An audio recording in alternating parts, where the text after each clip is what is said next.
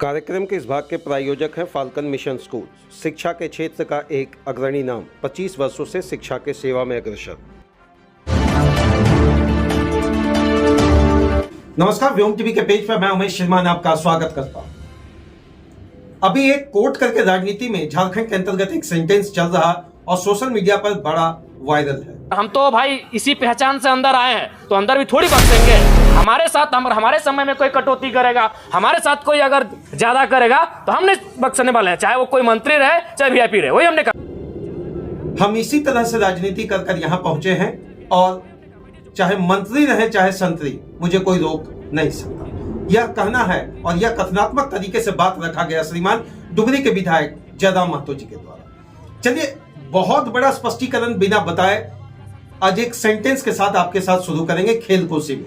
श्रीमान, क्या जयराम महतो रजनीकांत स्टाइल में सदन के अंतर्गत अपनी बात को रख रहे हैं या रजनीकांत बनने के रास्ते पर अग्रसर है? श्रीमान, हम रजनीकांत इसलिए बोल रहे हैं, आपको याद होगा रजनीकांत भारतीय सिनेमा के अंतर्गत एक ऐसा स्टार जिनके अंतर्गत एक चीज तो स्पष्टीकरण बिल्कुल था श्रीमान कि चाहे न लाग न लपेट, श्रीमान अपने एक्टिंग के दौरान जो भी मेरा तरीका होगा मैं उसी तरीके से काम करूंगा। अभी सदन के अंतर्गत इससे पहले कुछ बात हम रखें, पहले आप ये जान ले कि सदनात्मक कार्रवाई के अंतर्गत जयराम महतो का अगर जरा सा भी टोका टिप्पणी कोई करता है तो आक्रोशित हो जाते हैं।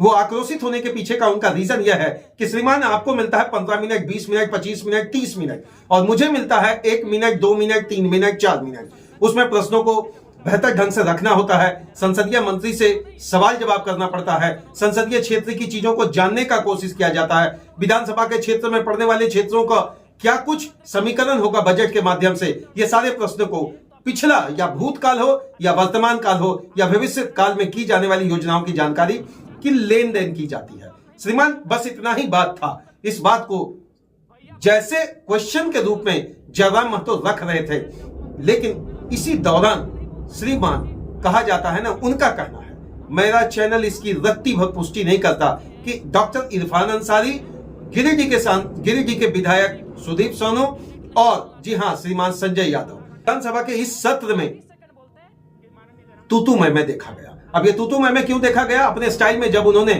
सदन के कार्रवाई के बाद आकर जब विधानसभा के पटल के सीधा प्रेस कॉन्फ्रेंस के माध्यम से वहां उन्होंने ये बतलाने की कोशिश की श्रीमान कि अब चाहे जो कुछ भी हो मैं अपनी बात को रखूंगा, मेरा बात रखने के दौरान चाहे आप मंत्री हो या संतरी मैं आपका विरोध करूंगा। श्रीमान, हमारे बात के दौरान टोका टिप्पणी मुझे पसंद नहीं है। कहना यह है कि जब विधानसभा या लोकसभा की कार्रवाई आप देखते हैं तो कुछ लोग शेरो शायरी में बात को, कुछ लोग कटाक्ष तरीके से अपनी बात को, कुछ लोग आलोचनात्मक तरीके से अपनी बात को रखते आए हैं। इसी दौरान जो बोलते हैं ना, गिरिडीह का जो क्षेत्र है उसको पर्यटन में विकसित करने के लिए सरकार भी कोशिश कर रही। मैं ये नहीं कहूंगा कि सरकार कोशिश नहीं कर रही है, तो चाची झील को लेकर अभी बड़ा सोच एक बेहतर पायलट प्रोजेक्ट बनाने का कोशिश किया गया और लग रहा है कि पर्यटन वहां पर विकसित होगा। इसी सारी चीज को जब वो वहां चंद गीत के माध्यम से उसको रखना चाहते थे, हाय रे हमर सोना झारखंड, क्या है इस झारखंड की वास्तविक हकीकत। इसी दौरान श्रीमान कहा जाता है ना कि जब मुझे समय मिला है तो मुझे बोलने दो। वो रजनीकांत का स्टाइल, वो रजनीकांत का परिभाषा, वो रजनीकांत का सिस्टम, वो रजनीकांत का मॉडल और रजनीकांत का एक्सप्रेशन, वो रजनीकांत का हाव भाव, ये सारी चीज इन दिनों श्रीमान मुझे तो नजर आ रहा। अब आप कहेंगे कि आपको नजर आ रहा, उससे वो रजनीकांत तो नहीं हो गए। मैं वह उनको धो तक नहीं मान रहा हूं, लेकिन इतना मान रहा हूं जिस एग्रेशन के साथ वो अपनी राजनीति को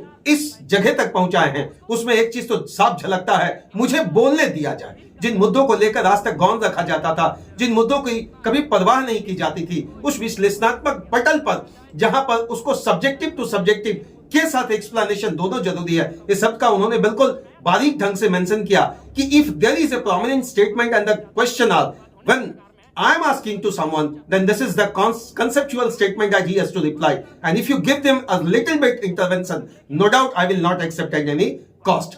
भैया मैं बोल रहा हूं, मुझे बोलने दो। मैं अपने क्षेत्र, मैं विधानसभा का क्षेत्र ही नहीं, पूरे झारखंड और झारखंड की बात समस्याओं के माध्यम से यहां लाकर रखने का जो प्रयास कर रहा हूं, अगर आप बीच में बोलेंगे तो श्रीमान मुझे बर्दाश्त नहीं होगा।